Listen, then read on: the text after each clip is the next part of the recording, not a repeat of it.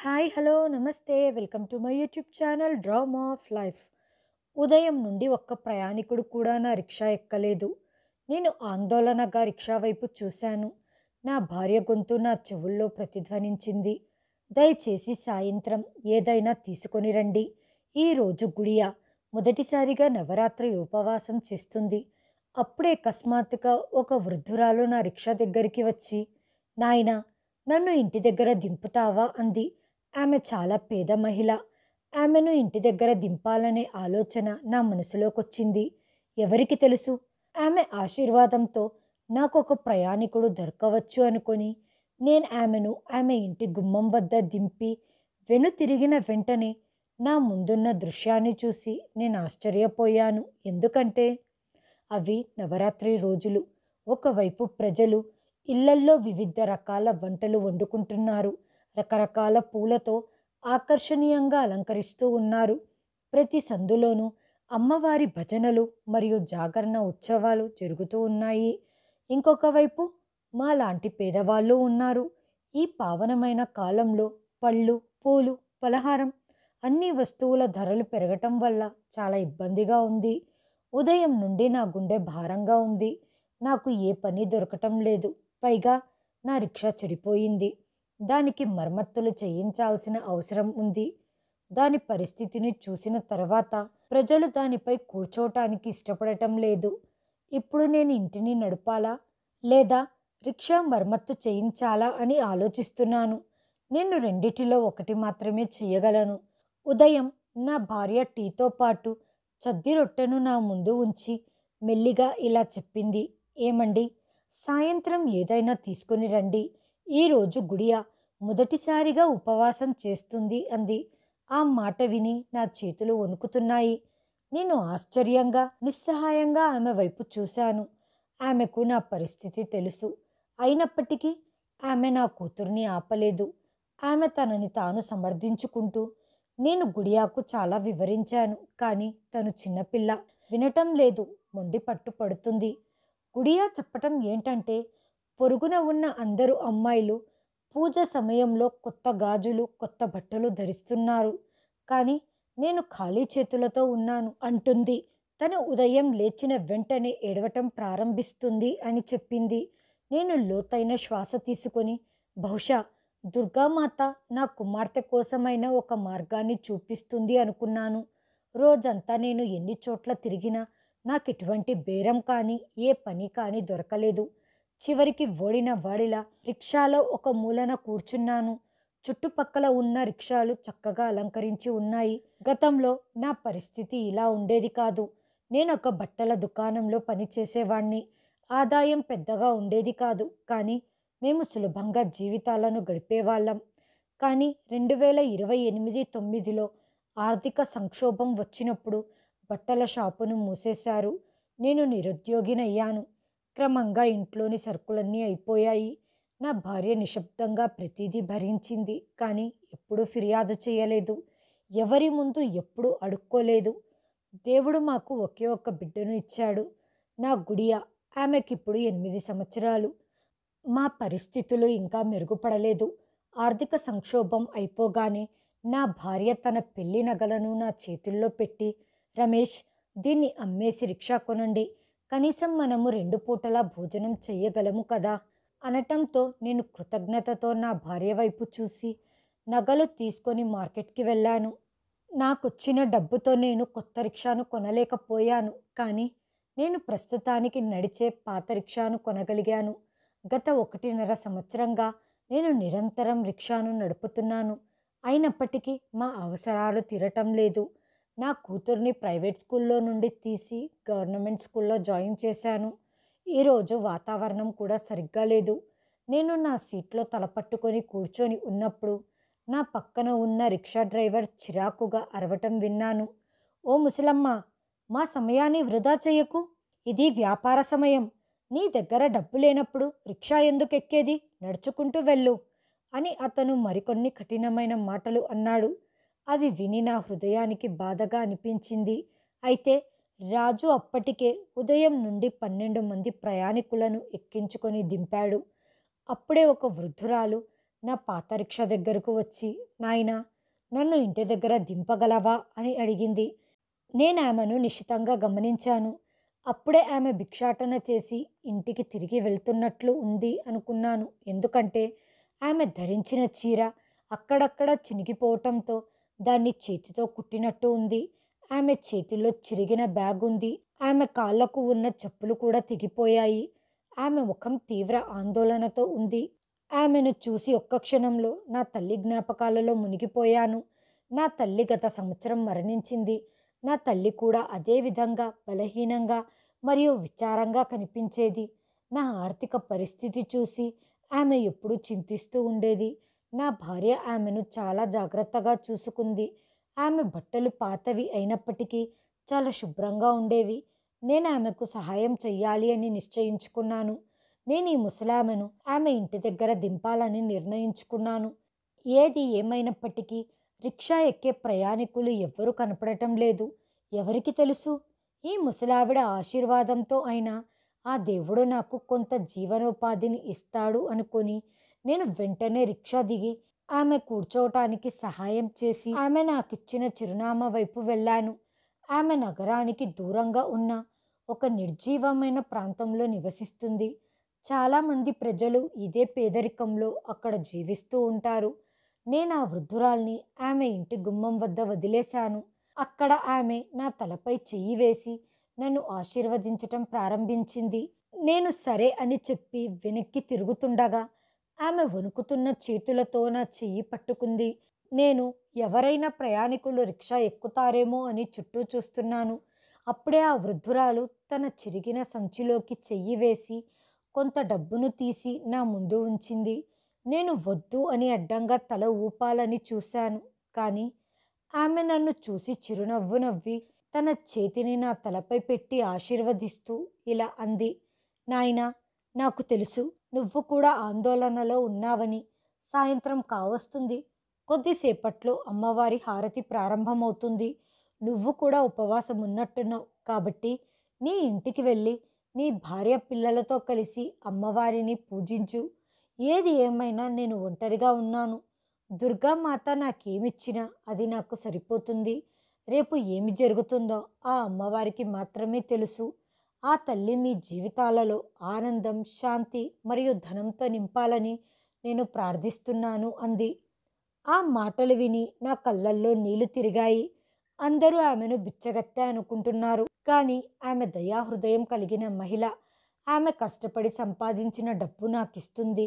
ఒక్క క్షణం నాకు నా కుమార్తె ముఖం నా కళ్ళ ముందు మెరిసింది. ఆమె తన తండ్రి ఈరోజు తనకు ఏదైనా మంచి ఆహారం తెస్తాడని ఆశతో ఎదురు చూస్తూ ఉంటుంది. కాబట్టి ఈ డబ్బుతో ఉపవాసం ఉంటున్న నా కూతురి కోసం పండ్లు కొనవచ్చు అనుకొని నేను ఆ డబ్బును తీసుకొని ఆ వృద్ధురాలికి నా హృదయపూర్వకంగా ధన్యవాదాలు చెప్పుకున్నాను. అప్పుడు నేను త్వరగా మార్కెట్కి వెళ్ళి కొన్ని పండ్లు, పాలు మరియు స్వీట్లు కొని ఇంటికి చేరుకున్నాను. నా భార్య ఆ వస్తువులను చూసి చాలా ఆనందపడింది. దుర్గామాత పూజకి అన్ని సిద్ధం చేసింది. నా కూతురు ఆనందంతో గంతులు వేస్తుంది. సాయంత్రం గుడిలో హారతి సమయం ఆసన్నమయ్యింది. నేను కాళ్ళు, చేతులు మరియు ముఖం కడుక్కొని ఆలయానికి వెళ్ళాను. గుడిలో సాయంత్రం హారతి జరుగుతుంది. నేను ఆ దేవుణ్ణి ప్రార్థిస్తూ కాసేపు ఒక స్తంభానికి ఆనుకొని కూర్చున్నాను. అప్పుడే పొరుగున ఉన్న సేట్ గోవింద శర్మ గారు కొంతమందితో కబుర్లు చెబుతూ కనిపించారు. నవరాత్రి సమయంలో తాను వైష్ణవీదేవి వద్ద విందు ఏర్పాటు చేశానని, ఈరోజు మన వీధిలో ఉన్న ఆలయంలో తన ఖర్చుతో ప్రసాదం కూడా పంచుతున్నానని ఆయన గర్వంగా చెబుతున్నారు. నేను దుఃఖంగా మరియు విచారంగా అతని వైపు చూస్తూ, ఈ వీధిలో చాలామంది పేదవాళ్ళు ఉన్నారు. కడుపు నిండా తినలేని పరిస్థితులలో ఉన్నారు. వాళ్ళే ఈ ప్రసాదానికి నిజమైన అర్హులు. ఈ విషయం శర్మ గారికి తెలిసి ఉంటే బాగుండు. ఆయన ఎవ్వరికీ తెలియకుండగా వాళ్ళ ఇళ్లకు ఆ రేషన్ పంపించి ఉంటే బాగుండేది అని అనుకున్నాను. నేను నిశ్శబ్దంగా లేచి ఇంటికి తిరిగి వెళ్తుండగా హారతి గంటలు మోగాయి. మేము ముగ్గురం కలిసి పూజ చేశాము. ఆ తర్వాత నా భార్య, నేను కలిసి గుడియాకు మా చేతులతో పండ్లు తినిపించాము. అప్పుడు నా జేబులో నుంచి 100 రూపాయలు తీసి నా కూతురికిచ్చి, తల్లి, ఇది నీ బహుమతి తీసుకో అన్నాను. నా కూతురు చాలా సంతోషించింది. మేము గుడిలో నుండి బయటికి రాగానే అక్కడ అందరూ శర్మ గారి ఇంటి నుండి వచ్చిన రుచికరమైన ప్రసాదం గురించి మాట్లాడుతూ ఆయనను ప్రశంసిస్తున్నారు. శర్మ గారు అందరికీ చేతులు జోడించి కృతజ్ఞతలు తెలుపుతున్నారు. అప్పుడు కొంతమంది పిల్లలు ప్లేట్లలో మిగిలిపోయిన ప్రసాదాన్ని విసిరేయటం నేను గమనించాను. దేవుడి ప్రసాదాన్ని ఈ విధంగా పారేయటం నాకు చాలా అవమానంగా అనిపించింది. నా మనసుకు బాధ వేసింది. కానీ ఏమైనా చెప్పామంటే అది మనకే కష్టాన్ని తెచ్చిపెడుతుంది అనుకొని మౌనంగా ఉండిపోయాను. అప్పుడే నా మనసులో ఆ ముసలావిడ మెదిలింది. ఆమె నా దృష్టిలో ఆ సమయంలో దేవతలా కనిపించింది. ఆమె చేసిన సహాయం ఎప్పటికీ మర్చిపోలేను. కొన్ని రోజులు అలాగే గడిచిపోయింది. ఒకరోజు నేను ఒక ప్రయాణికుణ్ణి గమ్యంలో దింపబోతుండగా ముందు నుండి వేగంగా వస్తున్న ఒక వాహనం నా రిక్షాను తీవ్రంగా ఢీకొట్టింది. ప్రయాణికుడికి స్వల్ప గాయాలు అయ్యాయి. కానీ నా 2 కాళ్ళు బాగా దెబ్బతిన్నాయి. అక్కడి ప్రజలు నన్ను హాస్పిటల్కి తీసుకెళ్లారు. కొంతమంది అక్కడే ఉండి నాకు సహాయం చేశారు. నేను నాకంటే నా పాత రిక్షా గురించి ఎక్కువగా ఆందోళన చెందాను. ఎందుకంటే అదే నా కుటుంబానికి ఆధారం. ఎవరు నా భార్యకు కబురందించారో తెలియదు. ఆమె ఏడుస్తూ హాస్పిటల్కి వచ్చింది. నా పరిస్థితి చూసి ఆమె ఇంకా ఎక్కువగా ఏడవటం మొదలుపెట్టింది. నాకు ఆపరేషన్ చేయాల్సిన అవసరం ఉంది అని డాక్టర్ గారు చెప్పారు. కానీ మా దగ్గర అంత స్తోమత లేదు. దానికి నా భార్య మా బంధువుల నుండి సహాయం అడగటం ప్రారంభించింది. కానీ అందరూ నవరాత్రి మరియు దీపావళిని సాకుగా చూపుతూ నిరాకరించారు. హాస్పిటల్ సిబ్బంది మరియు దాతల సహాయంతో నా ఆపరేషన్ అయితే చేశారు. కానీ సరైన సంరక్షణ మరియు పోషక ఆహారం లేకపోవటం వల్ల నా కాళ్ళలో ఇన్ఫెక్షన్ వ్యాపించింది. మందులు చాలా ఖరీదైనవి కావటంతో మేము వాటిని కొనలేకపోయాము. కొన్ని రోజుల తర్వాత హాస్పిటల్ వాళ్ళు మీరు మీ ఇంట్లోనే వైద్యం చేయించుకోవచ్చు అని చెప్పి డిశ్చార్జ్ చేశారు. నేనిప్పుడు మంచాన పడ్డాను. నా కూతురు గుడియా ఇదంతా చూసి భయపడిపోయింది. నా భార్య సీత పొరుగున ఉన్న మహిళలను సహాయం కోసం అడుగుతూ ఉండేది. ప్రభుత్వ రేషన్ కోసం క్యూలో నిలబడేది. కానీ ఆమెకెక్కడా సహాయం దొరకలేదు. ఆమె ఒక సాధారణమైన మహిళ. ప్రపంచం యొక్క మాయల గురించి ఆమెకు తెలియదు. తరచుగా సహాయం చేసే నెపంతో ప్రజలు ఆమెను ఎగతాళి చేసేవారు లేదా అవమానించేవారు. ఆమె కన్నీళ్లతో తిరిగి వచ్చేది. ఈ బాధాకరమైన పరీక్ష నుండి విముక్తి పొందాలని నేను ప్రతిరోజు దేవుణ్ణి ప్రార్థించేవాడిని. పొరుగున ఉన్న ఆలయంలోని పూజారికి మా పరిస్థితి గురించి తెలుసు. నవరాత్రి సమయంలో దుర్గాదేవిని పూజించిన తర్వాత అతను మిగిలిపోయిన ప్రసాదాలను మాకు పంపేవాడు. ఒకరోజు నేను నా భార్య సీతను గోవింద్ శర్మ గారి ఇంటికి వెళ్ళి ఆయన భార్యతో కలిసి సేటు గారితో సహాయం అడుగు అని చెప్పాను. ఇది విన్నప్పుడు సీత విచారంగా మారిపోయింది. ఎందుకంటే ఆమె ఇప్పటికే సహాయం కోసం అనేక ఇల్లు తిరిగి ఖాళీ చేతులతో తిరిగి వచ్చింది. కానీ నేను పట్టుపట్టాను. ఈ నవరాత్రికి సేటు గోవింద్ గారు ఆలయంలో భారీగా అన్నప్రసాదాలు నిర్వహిస్తున్నాడని విన్నాను. కాబట్టి అతను కొంత రేషన్ మరియు నా మందులకు సహాయం చేయగలిగితే నేను బాగుపడతానని ఆశించాను అని చెప్పగానే సీత విచారంగానే అక్కడికి వెళ్ళింది. సీత వెళ్ళి చాలా సమయం అయ్యింది. గుడియా నా దగ్గర ఆడుకుంటుంది. అకస్మాత్తుగా తలుపు తెరుచుకుంది. సీత నా హృదయాన్ని వణికించే స్థితిలో ఇంట్లోకి ప్రవేశించింది. ఆమె నడక అస్థిరంగా ఉంది. ఆమె చింపిరి జుట్టు, నలిగిన దుస్తులు, ఆమె పరిస్థితి స్పష్టంగా కనిపించాయి. ఆమె వచ్చి నా పక్కన నిలబడి వణుకుతుంది. తరువాత తన పిడికిలి తెరిచి దానిలో దాచిన 1000 రూపాయలను నా ముందు విసిరి ఏడుస్తూ గదిలోకి వెళ్ళిపోయి తలుపు వేసుకుంది. నేను గుడియా ముందు ఆమెను ఏమీ అడగలేకపోయాను. నా మనసు పూర్తిగా వణికిపోయింది. మనసులో ఏదో భయం ఆవరించింది. నేను వెంటనే గుడియాతో, తల్లి కాసేపు పక్కనే ఉన్న ఆంటీ దగ్గరికి వెళ్ళి ఆమె మనవరాలితో ఆడుకో అని అన్నాను. గుడియా బయటికి వెళ్ళిపోయింది. సీత సహాయం లేకుండగా నేను మంచం దిగేవాణ్ణి కాదు. కానీ ఆ క్షణంలో నేను ధైర్యం కూడగట్టుకొని మంచం మీద నుండి లేచి నా బలహీనమైన శరీరాన్ని నేలపై లాక్కుంటూ తలుపు దగ్గరికి వెళ్ళి నేను తలుపు గట్టిగట్టిగా తడుతూ సీతను పిలుస్తున్నాను. కానీ లోపలి నుండి నాకు ఆమె ఏడుపు మాత్రమే వినిపిస్తుంది. నేను ఏడుస్తూ బతిమాలాను. సీత, తలుపు తెరువు. ఏం జరిగిందో చెప్పు. లేకపోతే మన కూతురు పైన ఒట్టే అంటూ అరుస్తుంటే నా హృదయం దుఃఖంతో పగిలిపోతుంది. కొద్దిసేపు నిశ్శబ్దం అలుముకుంది. తర్వాత అకస్మాత్తుగా తలుపు తెరుచుకుంది. నేను గదిలోకి ప్రవేశించగానే ఆమె యొక్క చిరిగిన చీర అంచు, ఆమె మెడపై ఉన్న గుర్తులు మరియు ఆమె గాయపడిన మణికట్టు నా కళ్ళ ముందు ప్రత్యక్షమయ్యాయి. ఆమె నవరాత్రి సమయంలో ఆ దుర్మార్గుల ఇంటికి వెళ్ళింది. ఇప్పుడు నాకు ఏమీ వివరించాల్సిన అవసరం లేదు. నాకంతా అర్థమైపోయింది. ఆమె నేలపై కుప్పకూలిపోయి విపరీతంగా ఏడవటం ప్రారంభించింది. నేను ఆమెను ఒడిలోకి తీసుకొని ఓదార్చటం మొదలుపెట్టాను. ఆమె ఎక్కిళ్లతో ఏడుస్తూ నాకు చెప్పటం ప్రారంభించింది. నేను ఆ సేటింటికి వెళ్ళినప్పుడు అప్పటికే ఆ ఇంట్లోని మహిళలందరూ బయటికి వెళ్ళిపోయారు. పనివాడు నాకు ఈ విషయం చెప్పలేదు. నేను వెళ్ళి సేట్ని కలవాలనే నా కోరికను వ్యక్తం చేసినప్పుడు అతను నన్ను డ్రాయింగ్ రూమ్లో కూర్చోబెట్టి నిశ్శబ్దంగా వెళ్ళిపోయాడు. సేట్ కొద్దిసేపటి తర్వాత తిరిగి వచ్చాడు. నేను అతనికి సహాయం చెయ్యమని వేడుకున్నప్పుడు అతను పనివాడితో తలుపు బయట నుండి లాక్ చేయమని చెప్పి, సీత, నువ్వు నా కోరికను తీరిస్తే నువ్వు కోరుకున్నంత సహాయం చేస్తానని చెప్పాడు. ఇలా చెబుతూ సీత కన్నీళ్లు పెట్టుకుంది. ఈ మాట వినగానే నా ప్రాణం నా శరీరాన్ని విడిచిపెట్టినట్టు నాకు అనిపించింది. సేట్ గారు, నేను అలాంటి దాన్ని కాదు. దయచేసి నన్ను వదిలేయండి అంటూ నేను తప్పించుకోవటానికి చాలా ప్రయత్నించాను. కానీ బయట నుంచి తలుపు లాక్ చేసి ఉంది. నేను దేవుడిపై ప్రమాణం చేస్తున్నాను, ఇది నా సమ్మతి లేకుండగా జరిగింది. అతడికి ఇలాంటి ఆలోచనలు ఉన్నాయి అని తెలిసి ఉంటే నేను వాళ్ళ గుమ్మం నుండి వెనుతిరిగేదాన్ని అని నా భార్య వెక్కి వెక్కి ఏడ్చింది. నా జీవితంలో నేను 10 సంవత్సరాలు నా భార్యతో గడిపాను. ఆమె ఇలాంటి పని ఎప్పటికీ చెయ్యదని నాకు తెలుసు. కానీ నేను పేదవాణ్ణి.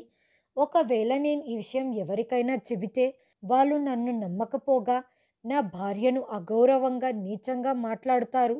అసలు నేను సీతాను సేటింటికి పంపకపోయి ఉంటే బాగుండు. నేను ఆ ప్రమాదంలో చనిపోయి ఉంటే బాగుండు అని నేను కోరుకుంటున్నాను. నిస్సహాయత మరియు పశ్చాత్తాపంతో నేను కన్నీళ్లు పెట్టుకున్నాను. కొంత సమయం తర్వాత గుడియా కూడా ఇంటికి తిరిగి వచ్చింది. తన తల్లిదండ్రులు అలా ఏడుస్తుండటం చూసి ఆమె కూడా భయపడిపోయి గట్టిగా ఏడవటం ప్రారంభించింది. మా ఏడుపులు విని పక్కింటి శకుంతల పిన్ని గారు మా ఇంటికి వచ్చారు. సీత పరిస్థితి చూసి ఆమె మనసు దుఃఖంతో నిండిపోయింది. నేను నిస్సహాయంగా తలదించుకొని కూర్చొని ఉన్నాను. ఆమె నా తలపై చెయ్యి వేసి, నాయనా రమేష్, మీ పరిస్థితి చూస్తే నాకు చాలా బాధగా ఉంది. మీకు కావాలంటే నేను సహాయంగా పొరుగున ఉన్న మహిళలను పిలిచి ప్రతి సంవత్సరం తీర్థయాత్రలకు వెళ్ళే ఆ సేటుకు గుణపాఠం నేర్పుతాను. అతను దేవాలయాలకు విరాళాలు ఇస్తాడు, కానీ ఇతర ఆడవాళ్ల గౌరవాన్ని పట్టించుకోడు. ఇది విని సీత చేతులు జోడించి కన్నీళ్లతో ఇలా అంది, ఆంటీ, నా మీద ఒట్టు. దయచేసి ఇలా చెయ్యొద్దు. సేట్కి ఉన్న పరపతికి ఈ ప్రజలు భయపడి మమ్మల్ని ఈ ప్రాంతం నుండి వెళ్ళగొట్టేస్తారు. నాకు ఒకే ఒక్క కూతురుంది. ఇలా చేస్తే రేపు దాని గౌరవం ప్రశ్నార్థకం అవుతుంది. నేను ఆకలి బాధను, అనారోగ్యాన్ని మరియు పేదరికాన్ని భరించగలను, కానీ అపఖ్యాతిని భరించలేను. వేరే మార్గం లేకపోతే మేం ముగ్గురం మా జీవితాలను ముగించుకుంటాము. సీత మాటలు విని ఆంటీ భయపడిపోయి కాసేపు మాతో కూర్చొని మమ్మల్ని ఓదార్చింది. తర్వాత తిరిగి వెళ్ళిపోయింది. సాయంత్రం ఆమె కొడుకు పని నుండి తిరిగి వచ్చినప్పుడు ఆమె తనతో పాటు కొంత పిండిని, బియ్యాన్ని, పప్పులను మరియు నూనెను తెచ్చి ఇచ్చింది. ఆమె సీతకు ధైర్యం చెప్పింది. తల్లి, నువ్వు దిగజారలేదు. నీ పరిస్థితులు దిగజారాయి. ఏదో ఒక రోజు నీ పరిస్థితి కూడా బాగుంటుంది అని చెప్పింది. ఆ రాత్రంతా మా కంటిపై కునుకులేదు. ఉదయం సీత ఏడుస్తూనే పూజకి అన్ని సిద్ధం చేస్తుంది. ఆమె హారతికి ముందే వంటగదిలో స్టవ్ వెలిగించింది. గుడియా నిద్రపోతుంది. నేను నిశ్శబ్దంగా మంచం మీద విగ్రహంలా కూర్చున్నాను. సీత నా కోసం టీ తీసుకొని వచ్చి నా పక్కన కూర్చొని, రమేష్, దయచేసి ఈ టీ తాగండి. నీ మౌనం నా ప్రాణం తీసేస్తుంది. దయచేసి ఏమైనా మాట్లాడండి అని చెప్పింది. నేను ఉదాసీనంగా ఆమె వైపు చూసి, నేను ఎంత చేతకాని వాడిని, నేను బ్రతికి ఉండి కూడా ఆమెను కాపాడుకోలేకపోయాను అని అనుకొని, నేను ఆమె చెయ్యి మీద చెయ్యి వేసి, సీత, నన్ను నమ్ము, నేను నీ గురించి చెడుగా ఆలోచించటం లేదు. నా పరిస్థితికి నేను సిగ్గుపడుతున్నాను. నిన్ను వాళ్ళ ఇంటికి పంపకపోయి ఉంటే బాగుండు అన్న ఈ బాధ నన్ను నిద్రపోనివ్వటం లేదు.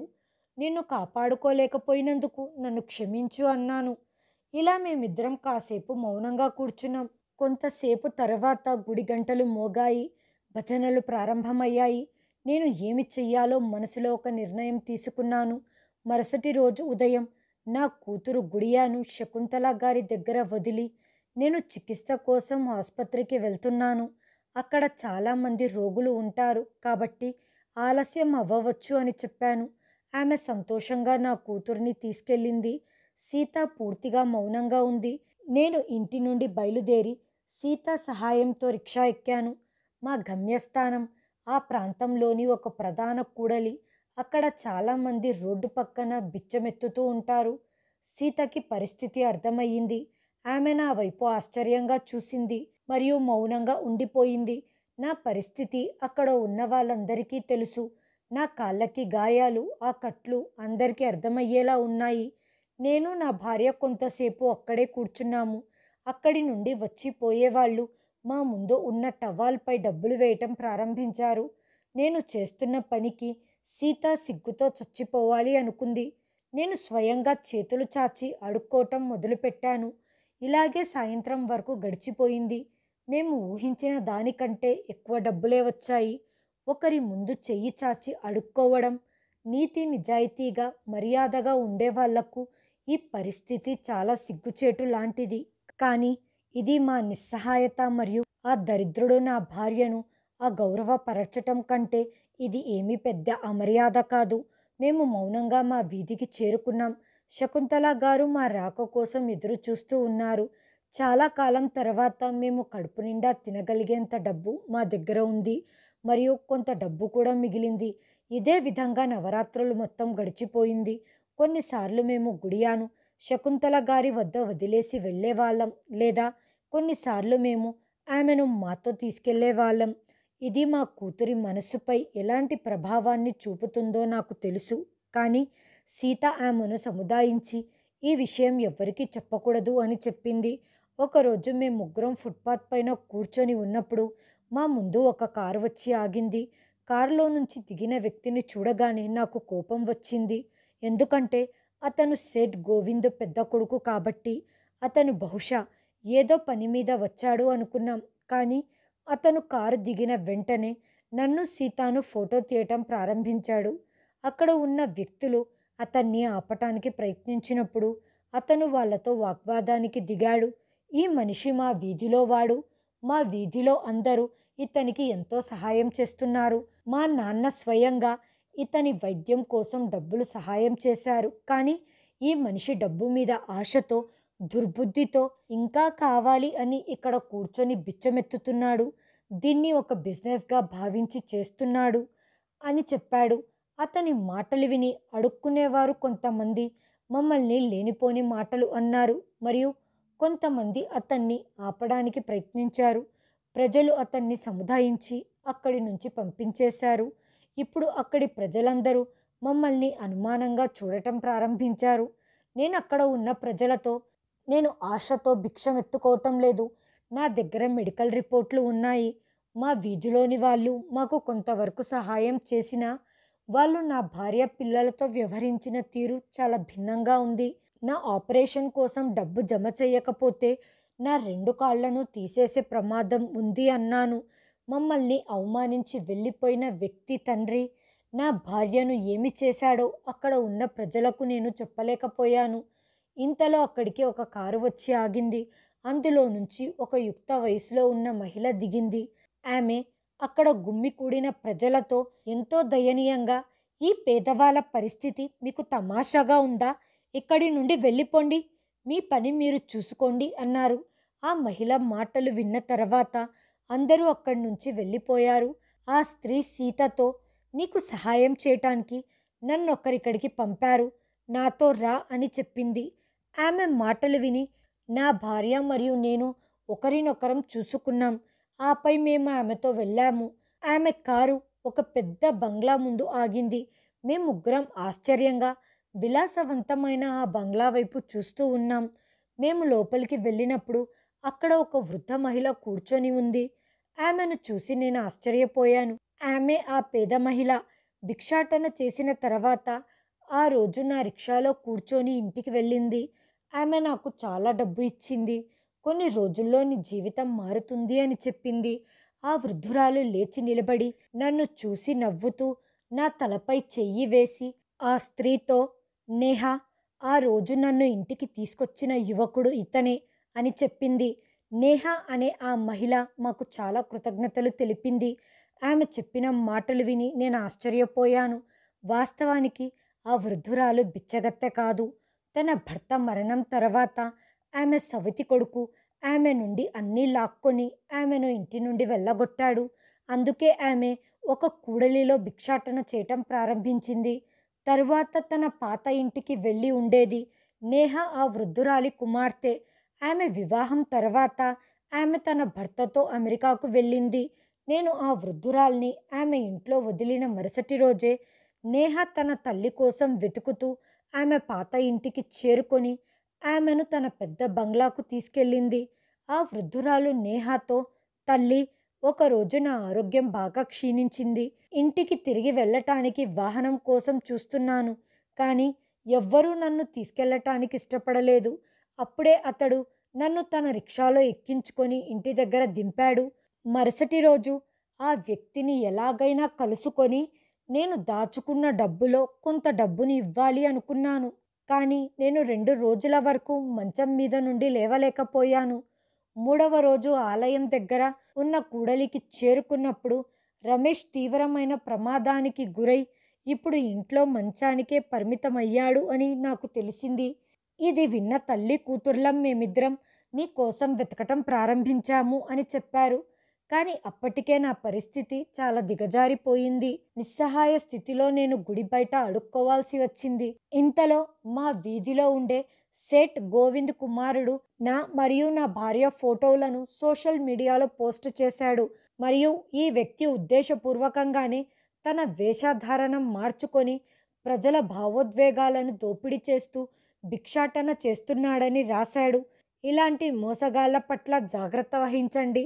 ఇలాంటి నకిలీ వ్యక్తులకు సహాయం చెయ్యొద్దు. ఇలా చేయటం వల్ల నిజంగా అవసరమైన వారు హక్కులను కోల్పోతారు. ఈ వార్త సోషల్ మీడియాలో వేగంగా వ్యాపించింది. నేహా నా ఫోటోను తన తల్లికి చూపించినప్పుడు ఆ వృద్ధ మహిళ వెంటనే నన్ను గుర్తించి తన కుమార్తెతో ఆ రోజు నాకు సహాయం చేసిన వ్యక్తి ఇతనే అని చెప్పింది. ఆ కూడలిలో నేహా మమ్మల్ని వెతుక్కుంటూ వచ్చింది.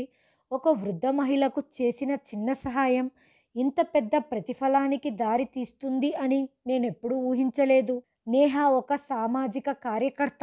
వందలాది పేద కుటుంబాలను చూసుకునే పెద్ద సంస్థను నడుపుతుంది. ఆమె తన దివంగత తండ్రి కోరికను నెరవేర్చటానికి ఇదంతా చేస్తుంది. నేహ నాకు ఎంతో విలువైన వైద్యం అందించారు. దానివల్ల 2 నెలలలోనే నేను తిరిగి నా కాళ్ళపై నిలబడ్డాను. నేను మెట్రికులేషన్ పూర్తి చేశాను. నేను కోలుకున్న వెంటనే నేహ నన్ను తన సంస్థలో సామాజిక కార్యకర్తగా నియమించుకుంది. నా భార్య కూడా నేహ ఇంట్లో పనికి చేరింది. ఇప్పుడు నా భార్య ఆ వృద్ధ మహిళను చూసుకుంటుంది. ఆమె పేరు సరస్వతి. నేను నేహాతో కలిసి అవసరంలో ఉన్న వారిని కనుక్కొని సహాయం చేయటానికి వెళ్ళినప్పుడల్లా నేను మాటల్లో వ్యక్తపరచలేని ఆనందాన్ని అనుభవిస్తున్నాను. దేవుడి ఆశీర్వాదం పొందినవారు పేదవారిని చూసుకోవటం ప్రారంభిస్తారు. ఎవ్వరూ ఆకలితో అలుమటించరు. పేదవాడు మరియు నిస్సహాయుడు నిస్సహాయతతో ఆత్మహత్యను చేసుకోరు. ఇలాగే 5 సంవత్సరాలు గడిచిపోయింది. ఇప్పుడు నా కూతురికి 13 సంవత్సరాలు. ఆమె ఇప్పుడు ఒక మంచి స్కూల్లో చదువుకుంటుంది.